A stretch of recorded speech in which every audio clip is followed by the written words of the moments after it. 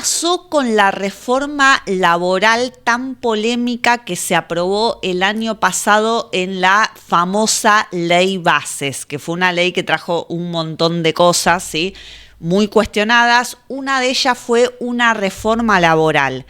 ¿Esto benefició o perjudicó o tuvo algún tipo de impacto en la gente que se va a jubilar, que es la gente como vos, que seguís este canal y que querés estar informado de la realidad, ¿sí?, de lo que pasa?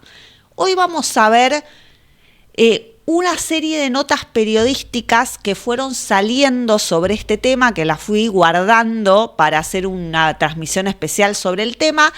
Pero además decidí convocar a una especialista en derecho laboral, que además es mi amiga, sí, pero acá nos va a aportar sus conocimientos, que es la doctora Rocío Chozas. Le damos la bienvenida. Rocío, ¿cómo estás? Hola, Cintia, buenas tardes. Gracias por la invitación a participar acá en esta charla.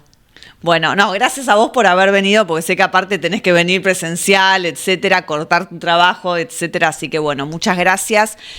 Rocío, además de abogada laboralista, abogada de trabajadores, ella también es profesora de la UBA. Nosotras estamos en la misma cátedra de Derecho Laboral, que la cátedra de Derecho Laboral engloba un montón de materias, entre ellas Seguridad Social, que es en la cual estoy yo, y Rocío está en Derecho del Trabajo, ¿no? En la parte de Relaciones Individuales del Trabajo, claro, con la doctora Ducros Novelli. Perfecto, bárbaro. Bueno, igual acá a los jubilados no saben, pero para que sepan que estamos con una especialista en el tema.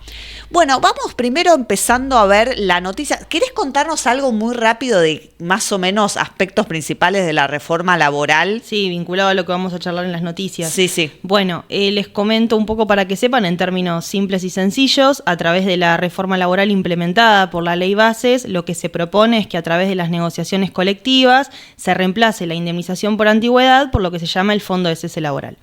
El Fondo de Cese Laboral, también en palabras simples, sería como un sistema justamente alternativo en el cual el empleador, realizaría un aporte mensual durante toda la relación laboral, y cuando el contrato de trabajo se termina, ese trabajador va y cobraría ese fondo de cese acumulado y no la indemnización por antigüedad.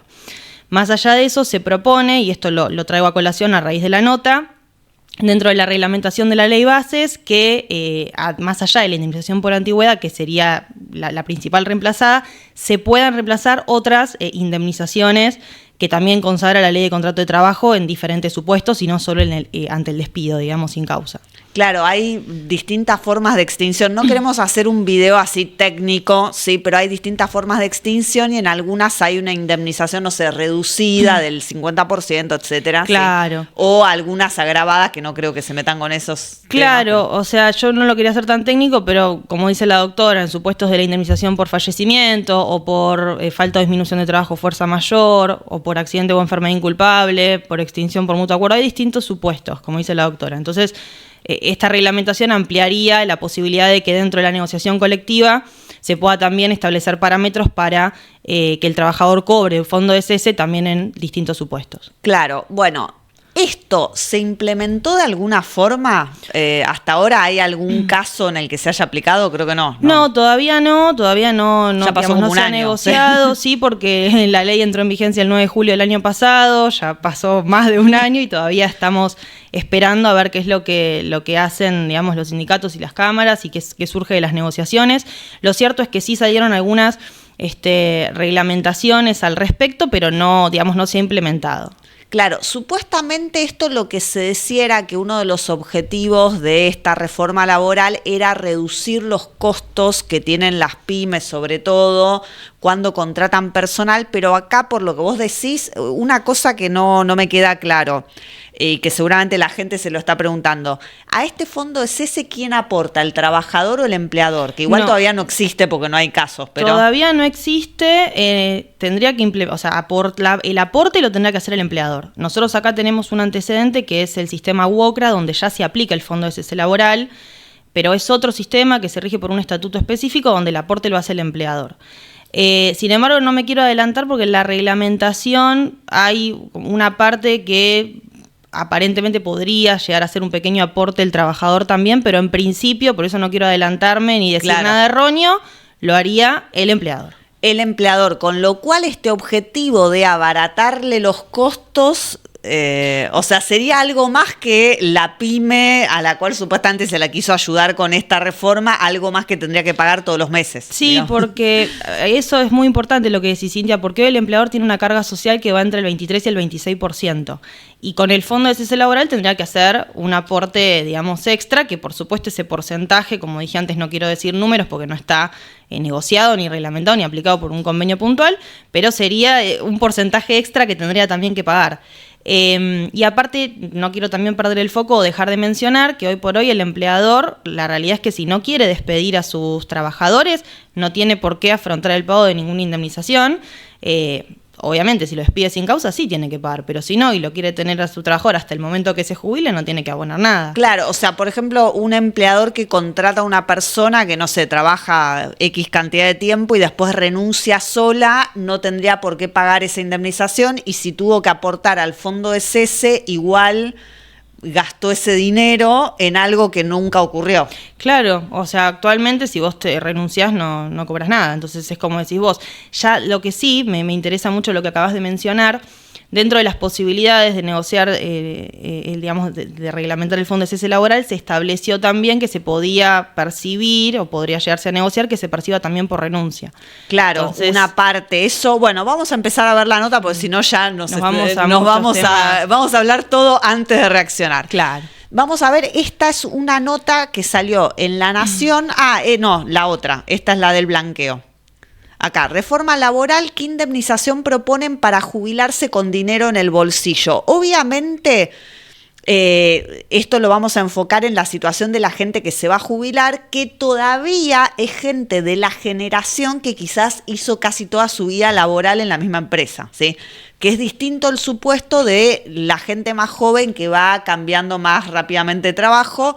Pero yo lo veo en mi estudio, la gente viene y estuvo 20, 30 años toda la vida en la misma empresa. Un grupo de industriales propone eliminar la posibilidad de pedir una indemnización por incapacidad. Bueno, la nota tiene varias cuestiones, que es una locura esta primera parte. Propone eliminar la posibilidad de pedir una indemnización por incapacidad al ser intimado para jubilarse, al considerarlo abusivo y oportunista. Como contracara, los empleados se jubilan sin llevarse nada, por lo que desde el sector seguros proponen indemnizar a la edad de jubilación a través del fondo de cese laboral.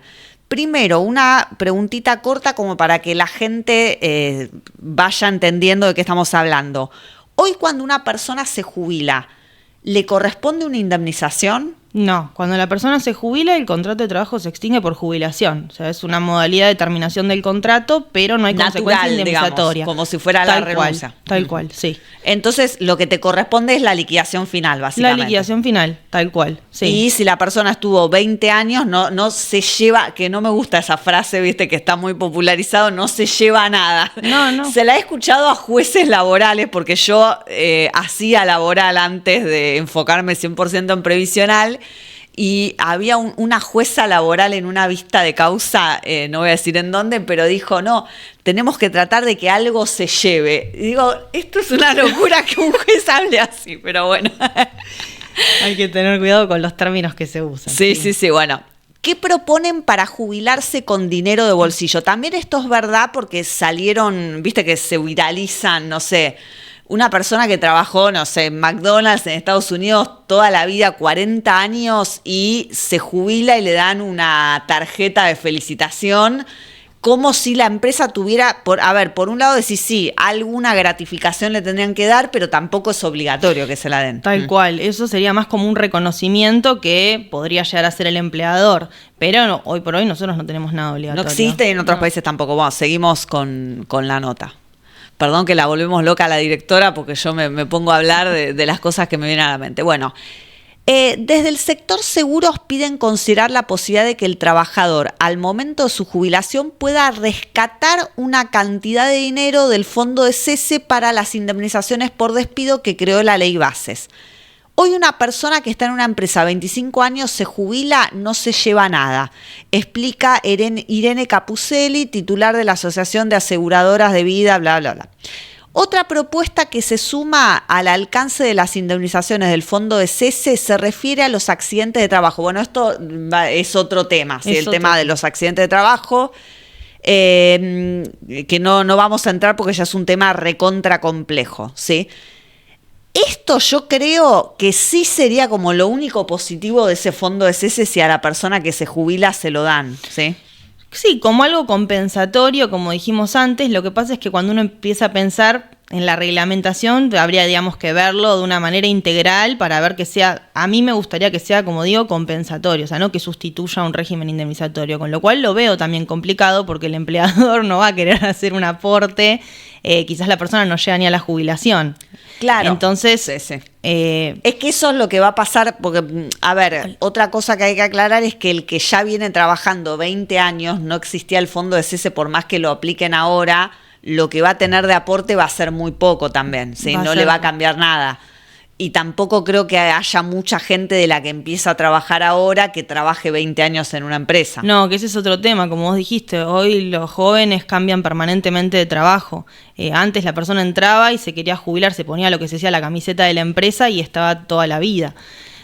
Pero sacando eso, sí, yo creo que sería algo positivo, si se quiere, ¿no? Como dije antes, como una compensación. Ahora bien, habría que reglamentarlo porque... Y también le digo la palabra compensación porque, como dijimos al principio, hoy no existe una indemnización. Entonces, ellos te ponen en el título para que los trabajadores que se van a jubilar se lleven una indemnización, pero en realidad hoy no hay una indemnización por jubilación. O sea, sería como para esa frase que no me gusta, que se lleve algo. Como ¿sí? para que se lleve algo. Pero el tema, la crítica que yo escuché de otros colegas que hacen laboral, es que si es lo mismo lo que retira del fondo el que se fue porque renunció, porque se jubiló, del que lo despidieron, entonces ¿cuál es la protección para el que lo estás despidiendo? Claro, eso porque lo que muchos critican es que la ley de contrato de trabajo tiene un espíritu que es el de la continuidad, del contrato de trabajo. Y acá es como que el empleador estaría habilitado a extinguir ese contrato en cualquier momento. Y sería indiferente, digamos, si el despido es con causa o sin causa. Entonces es como que de repente nos empieza a chocar todo el régimen que nosotros tenemos, pues nosotros tenemos un régimen muy protectorio que nace de la propia Constitución, que está consagrado en el artículo 14 bis, que establece la protección contra el despido arbitrario, que es lo que mencionaste. No quiero meterme de manera tan técnica, pero para hacerlo así sencillito, como vos bien decís, parecería que no habría ninguna diferencia entre un despido con causa, un despido sin causa, y que se podría terminar el contrato y listo. Que sea todo como libre, liberal, sí, como... Liberal como son las aspiraciones. Claro, actuales. Sí. Y aparte yo también lo que pensaba es esto, ¿no generaría en la propia gente también la especulación de, bueno, dejo de un día para el otro, que igual obvio que el trabajador puede renunciar cuando quiere, ¿no? Eso sí, es obvio. Sí. Pero puede tener la cosa de, bueno, ¿a dónde voy a trabajar? También puede generar la cosa de que digan, bueno, me llevo el fondo de cese y listo. Que también no sé si es bueno para las relaciones sociales que la gente como que pueda, que a nadie le importe nada de un día para el otro, no sé. Claro, como decir me voy porque total cobro el fondo. Uh-huh. Sí, podría ser. Lo único que yo le veo como como contrapartida, quizás, bueno, si renunciás te llevas algo y si te despiden en periodo de prueba también. O sea, claro, eso sería como... También en periodo de prueba. Y no lo establece, pero si van a la reglamentación... Algo, claro. A mí lo que me preocupa de esto también es cuando en estas notas se dice que el trabajador, no sé, que se jubile o que renuncia, se va a llevar una parte. La otra parte entonces se lo va a quedar la aseguradora. Y yo entiendo que como dije antes, se tiene que reglamentar, pero entiendo que el asegurador obviamente va a cobrarte una alícuota independientemente del porcentaje que tenga que aportar el empleador. Entonces sí, no deja de ser también un negocio, obviamente. Uh-huh. Obvio. Bueno, por eso también el presidente había dicho, bueno, ¿por qué se van a oponer los sindicatos si van a administrar esta plata? Bueno, como diciendo, se van a endulzar con este negocio y se van a olvidar de los trabajadores, ¿no? Sí, también está ese tema que es el de la administración, digamos, del fondo de cese laboral. Por algo, no sé, los sindicatos igualmente no salieron a negociar ahora nada.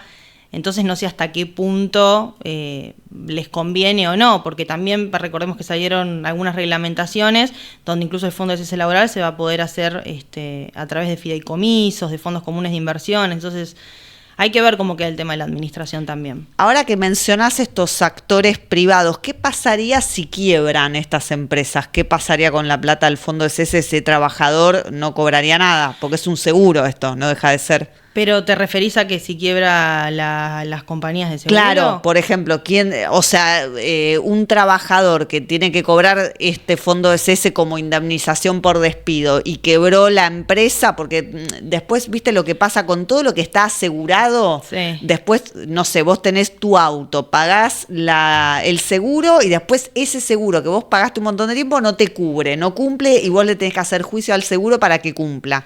Lo mismo con las ART. Bueno, que en este caso vas a tener que hacerle un juicio al seguro en vez de al empleador. Mirá, el tema es que la persona, sí, a ver, si las compañías de seguro se liquidan, o sea, el trabajador se tendría que presentar, entiendo yo, para percibir, obviamente, lo que quede de la liquidación. Pero entiendo que va a haber que ver también, bueno, tiene que tener una póliza, sí. Entiendo que sí. Va a ser directamente por la compañía de seguro. Va a ser bastante. Porque ahí ya, si hubo un aporte, el aporte es total, no estaba mal registrado el trabajador, el empleador cumplió. Vos después lo que tenés que hacer es ir directamente a cobrar. Así que entiendo que sí. Bueno, creo que va a ser más complicado de todo Sí. porque cuando uno se lo pone a pensar o a analizar es como que va a ser todo muy complicado. Bueno, pero esto solo beneficiaría a qué grupo de trabajadores. A los trabajadores que tienen la suerte de estar registrados, porque en el caso de la falta de registración laboral, que es lo que le pasa a un porcentaje muy importante, porque siempre se habla de los números generales, de un 40%, pero hay actividades donde esto puede llegar al 70, al 80% de los trabajadores. ¿Estos van a tener algún fondo de cese? No. No, ese es otro problema también. Cuando se habla de la reducción de costos laborales y de disminuir la litigiosidad, nosotros en Argentina tenemos un montón de empleo sin registro, o incluso empleo que está mal registrado. Me refiero a mal registrado porque hay muchas personas que las registran tardíamente o incluso cobran un salario registrado solo en una parte, la otra parte se la pagan en mano. Entonces ese trabajador, si estuvo sin registro, como vos bien decís, no se le hizo ningún aporte y ese trabajador va a tener que ir a la justicia laboral, va a tener que probarle al juez que estuvo trabajando sin registro y va a tener que reclamar todos los aportes que no le ingresaron al fondo de cese laboral. Con lo cual va a haber un juicio en el medio. Y después, en relación a lo que vos también decís, si tengo un trabajador que está mal registrado, o sea que percibió una parte en blanco, una parte en mano, va también que tener que iniciar un proceso judicial para acreditar que parte de su salario estaba fuera de registro porque ese fondo de cese no fue integrado en su totalidad. ¿Qué es lo que nos pasa hoy con el sistema WOCRA, digamos? Claro, es verdad, porque entonces en ese caso, estamos hablando del caso que se llama cobrar en gris, que es como una parte, no me gusta... Sí, a mí tampoco, por eso pero digo en siempre mano. lo aclaramos pero la gente como que lo conoce como empleo en negro, ¿sí? En este caso la persona cobra, no sé, ponele que el sueldo es 1 millón, no sé, vamos a hacer un número redondo, cobra 500.000 registrado y 500.000 que no aparecen en ningún lugar, que no están en el recibo de sueldo, los cobra en mano, ¿sí? Sobre esa parte no hay ningún tipo de aporte, ni aporte jubilatorio, ni aporte al fondo de cese. Entonces cuando vos cobrás el fondo de cese es menos plata, porque se aportó sobre una base más baja. Claro, eso sería. sobre una base que no es la verdadera. Claro, bueno, y eso pasa mucho con el tema jubilatorio, ¿sí? Bueno, ahora lo que te voy a preguntar es cómo ves vos el tema de qué pasó en todo este año que se eliminaron las multas laborales. ¿Qué ves con los nuevos casos que llegan? O sea, esto de una vía libre, me lo comentaban muchos colegas que hacen previsional y laboral, que ven más casos de incumplimiento ahora de la ley y no de cumplimiento. No, nosotros en el estudio recibimos todos los días casos de personas que están, digamos, fuera de registro, o sea, el empleador no se adhirió a ningún plan de blanqueo, que eso lo vamos a charlar después, y o sea, el litigio está igual. Lo que pasa es que, claro, como vos decís, se eliminaron las indemnizaciones que antes consagraban por empleo mal registrado fuera de registro, entonces tampoco hay como un incentivo para el empleador, casi ni siquiera para arreglar en las instancias previas a los juicios.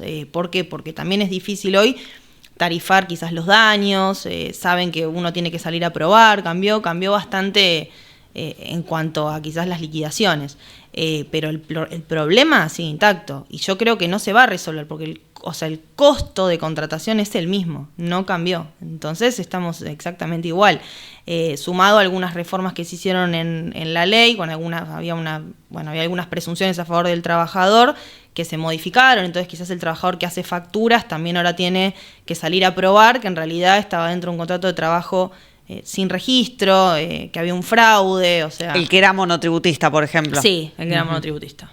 Entonces la problemática es la misma, digamos. Claro, bueno, esto nosotros los previsionalistas lo vemos mucho en el estudio cuando la persona se va a jubilar y porque a veces pasa, siempre en laboral vos te llega la persona cuando ya se rompió el vínculo o ya se está por romper el vínculo. Hay gente que siguió trabajando y toma conciencia de todo esto en el momento que se va a jubilar y ahí yo, por ejemplo, les hago el cálculo. Me acuerdo hace poco atendí a una señora que realmente estaba enojadísima, porque no conmigo obviamente, ¿no? Sino con su empleador, cuando le hice el cálculo de lo que iba a ser su jubilación, y es una persona con un sueldo bastante bueno, pero gran parte de ese sueldo se lo pagan de manera no registrada. Entonces su jubilación es mucho más baja, cercana al haber mínimo, y comparado con lo que gana actualmente es irrisorio, ¿sí? Porque realmente cobra mucha plata por afuera, digamos, ¿sí?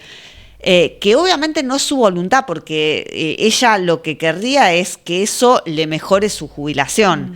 Lo que me dijo esta persona ya cumple los requisitos para jubilarse, pero me dijo, mira, Cintia, yo primero le voy a hacer un juicio a este empleador porque me arruinó la vida. O sea, la jubilación que voy a cobrar baja va a ser de por vida, entonces le va a hacer un juicio y después va a venir a jubilarse. Claro. ¿Sí?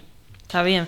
Y sí, esa es la problemática que sucede siempre. Y yo creo que hay que empezar a prestar atención en estas cosas, porque en algún momento todos vamos a llegar a la contingencia de la vejez y bueno, y es también real lo que decís, cuando la persona trabaja, tiene una necesidad de trabajo. Entonces, tampoco puedes pretender o echarle la culpa a quien necesita acceder al empleo, como registrarme. Entonces es obvio que esos enojos vienen al finalizar la relación laboral, que es cuando vienen a ver también al abogado. Claro, o cuando se van a jubilar y ven que no tienen ningún aporte y tienen que pagar la moratoria, que ahora la única que queda vigente hoy es un plan de pago para regularizar aportes antes de cumplir la edad. Entonces el trabajador tiene que pagar a veces, 7 millones de pesos, y si van cerca de la fecha en la que cumple la edad jubilatoria, tienen que pagar todo eso antes de cumplir la edad para poder jubilarse. Claro, encima es un montón de plata. Es muchísimo dinero y la verdad que es injusto, porque encima a esta gente se la estigmatiza un montón. Dicen, los que no aportaron son jubilados de segunda, no deberían pagarle con fondos de ANSES. Bueno, hay un montón de críticas y se está corriendo totalmente la mirada de que hubo un empleador o varios que no aportaron y el Estado no hizo nada en un montón de tiempo. Sí, que cuando el Estado tiene que hacer algo, o quiere, vamos a ponerlo entre comillas, lo hace o lo regula mal, porque realmente, como dije, hicieron una reforma que no resolvió absolutamente nada, porque, reitero, el costo laboral sigue siendo el mismo. Entonces, ¿y qué hacen? Hablan de los juicios laborales y como si ese fuese el problema, digamos. El problema no es que la persona pueda hacer un reclamo, y tampoco, digamos, la mitad de las cosas que se dicen no son ciertas, pero sacando eso, el foco creo que debería estar en el costo de la contratación. Claro, en el costo, porque sí, también es verdad, o sea, que hay empleadores que quizás querrían pagarlo, pero no pueden, sí, sobre todo emprendimientos más rudimentarios, etcétera. Sí, tal cual. Yo creo que también es importante, y me gusta dar este mensaje, que yo creo que no hay ni empleadores malos, ni trabajadores malos, ni empleadores súper buenos, ni trabajadores súper buenos. Yo creo que es un sistema que se tiene que retroalimentar. No hay trabajadores sin empresas y empresas sin trabajadores. Entonces, o sea, el Estado debería ser el que vele para que justamente el sistema funcione. Pero eso también es importante decirlo, porque como vos bien decís, hay gente que tiene pequeños emprendimientos y le encantaría poder tener a sus trabajadores registrados en su totalidad y por un tema financiero no pueden. Y después eso trae consecuencias, porque no se puede jubilar la persona porque tuvo un accidente de trabajo y no tiene quien le cubra y tiene que ir a iniciarle directamente al empleador porque quizás el empleador no tenía ni siquiera una RT contratada para otro trabajador. Entonces todo se empieza a complejizar. Y en el medio tenemos un trabajador que queda desamparado, ¿no? Claro, en el momento que más lo necesite y que es en el que se entera de todo esto. Porque también cuando las cosas funcionan bien, nadie está pensando en todo lo que puede pasar. A veces a los abogados nos dicen, vos siempre estás pensando lo peor, pero bueno, es nuestra mentalidad de pensar todos los riesgos de todo. Pero sí, es verdad, ese trabajador no está registrado, no sé, y tiene un accidente in itinere, ¿y qué pasó con eso? No tiene cobertura. Si no está registrado, no tiene una RT, entonces va a ir directamente contra su empleador. Si el empleador, ponele que era el único que no estaba en la empresa, ponele que tiene compañeros que sí están registrados, entonces el empleador tiene una RT, pero este trabajador no estaba en nómina, tiene que iniciar un juicio, acreditar que estuvo trabajando fuera de registro y con esa sentencia va a poder recién ahí reclamar a la RT. O sea, va a tener que hacer los juicios de forma paralela, digamos. Claro, va a ser bastante complicado. Y va a necesitar sí o sí esa sentencia digamos, que declara que existió esa relación. Claro, y aparte todo eso, un juicio lleva años, lleva testigos, pruebas, sí, no y es en tan el fácil. medio, y aparte en el medio, pensando en ese trabajador, si tuviste una contingencia, pensemos en contingencias graves.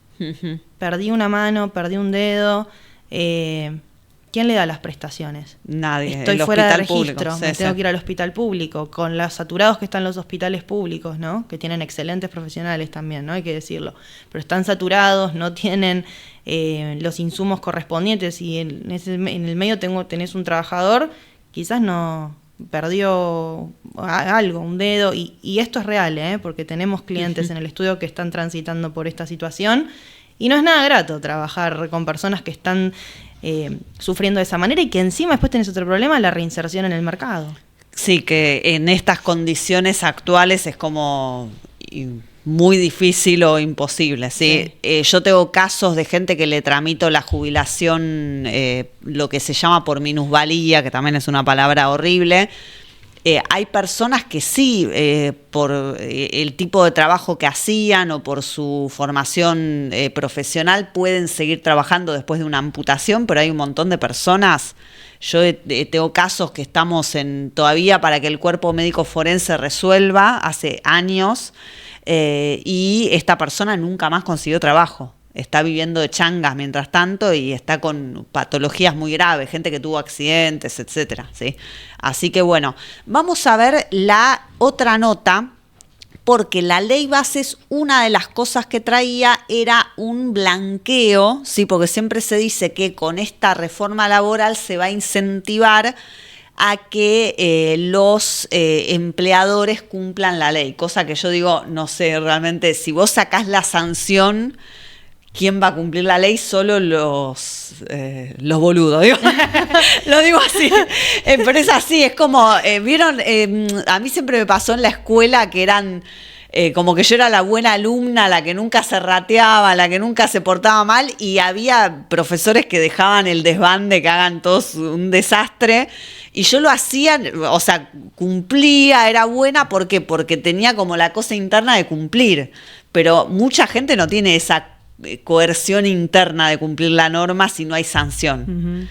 Bueno. Sí, eso es lo que pasa. O sea, yo creo que el problema fue que se intenta, que ahora lo vamos a ver en la nota, o se propone un plan, un programa de blanqueo, pero sin una consecuencia jurídica o sin una consecuencia jurídica para quien no lo hace o quien no incumple. Entonces, ¿cuál es el incentivo? O sea, si total es lo mismo cumplir que no cumplir, no va a pasar nada. Entonces, también ahí hay un tema de lo que se dice una competencia desleal entre los propios empleadores, porque hay empleadores que sí cumplen la ley, que sí registran, que se esfuerzan un montón, o que llegan a fin de mes para poder cumplir con todo, y que ese empleador está cumpliendo con la ley. No es que alguien lo premia, está cumpliendo, y el otro no cumple.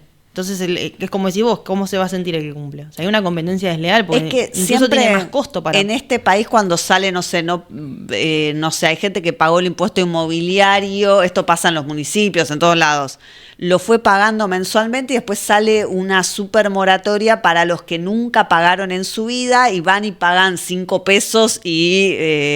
el que pagó en tiempo y forma siempre se siente en Argentina como que es un boludo, ¿sí? Claro. Porque es como que siempre se incentiva al no cumplimiento. Bueno, perdonen todas estas terminologías, pero es la realidad. No encuentro un sinónimo para decirlo. Bueno, la ley bases aprobada por el Congreso a mediados de 2024 incluyó un plan para regularizar puestos de trabajo que no habían sido registrados o que estaban deficientemente declarados. Fue una apuesta del gobierno para ver crecer el número de ocupaciones asalariadas registradas, algo que en la práctica no se logró. Más conocido como blanqueo laboral, el régimen de promoción del empleo registrado previó una amplia condonación de las deudas con el fisco por los aportes y contribuciones no abonados en su momento, entre otros beneficios. Esto es la plata de aportes y contribuciones que ese empleador no pagó a ARCA, ¿sí? A lo que era la AFIP. ¿Qué resultados tuvo el programa? Durante los 3 meses que estuvo habilitado el trámite para la regularización entre fines de septiembre y fines de diciembre de 2024, adhirieron 1.950 empleadores, dice, ¿no? Porque yo veo medio mal. Sí, 1.950 empleadores. Sí, no, porque era un número tan chico que digo, yo estoy viendo mal. No, estás viendo perfecto. Y lo hicieron para poner en regla la situación de solo 16.703 trabajadores. 16.000 trabajadores en todo el país. Sí, no es nada. ¿Cuánto es eso? Nada. El 0,000%. Por el plan, el fisco recaudó unos 2.000 millones de pesos.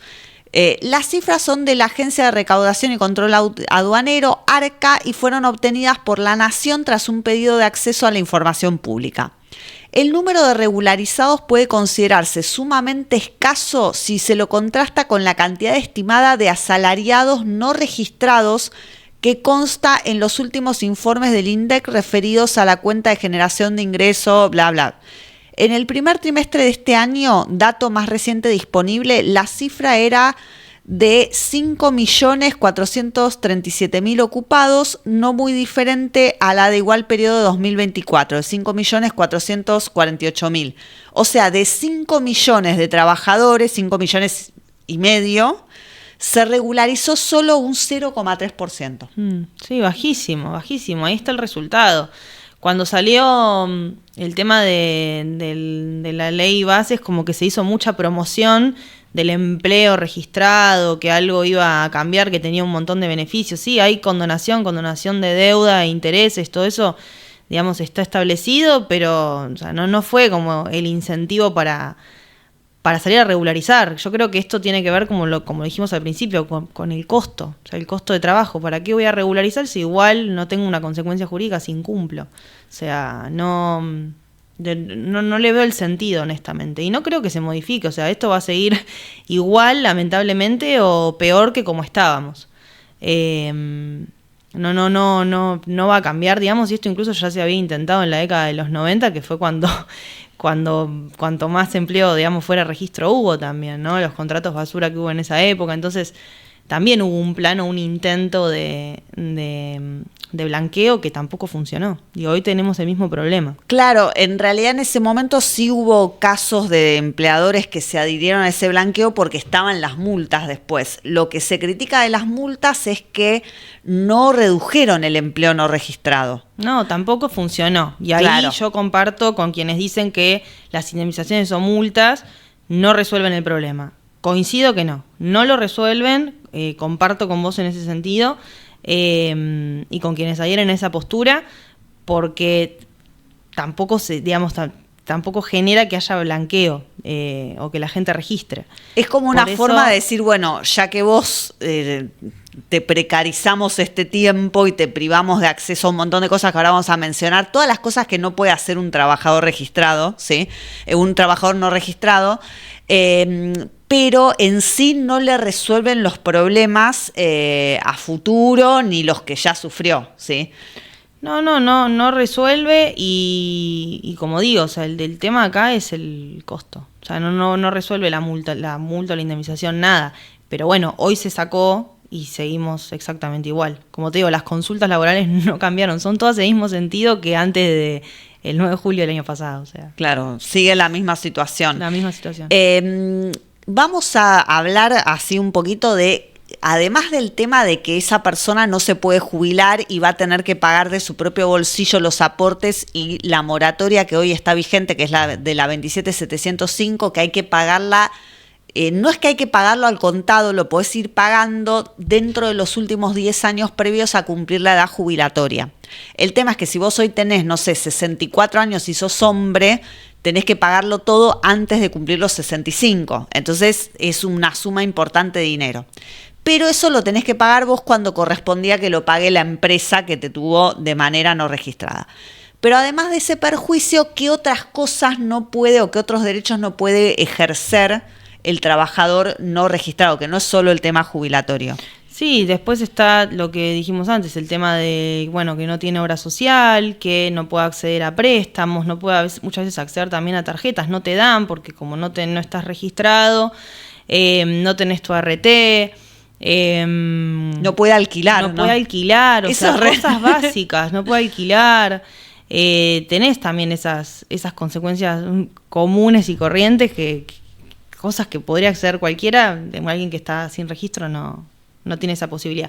Igualmente, esto también lo quiero decir, a veces las personas piensan que porque están sin registro perdieron esos derechos y en realidad no, lo que tienen que saber es que si están sin registro pueden obviamente iniciar un reclamo laboral pidiendo que todo esto se regularice, ¿no?